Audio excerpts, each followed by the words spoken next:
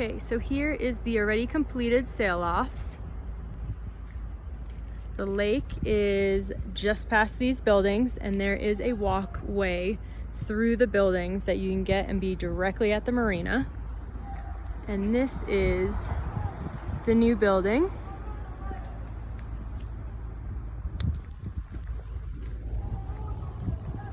I'll take you in a little bit so you can see just a little bit.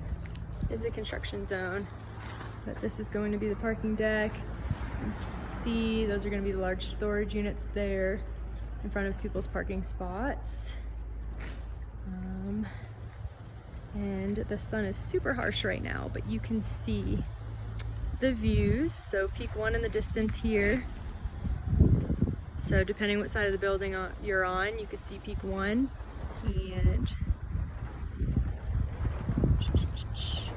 that is the Gore Range. That's Buffalo and Red Mountain there, and Thorn Peak if you can see it through the sun. So on the west you'll probably have better mountain views. On the east you'll have better lake views, depending if this building is high enough to see over these neighboring buildings here, but I believe it is if you're on the 3rd floor.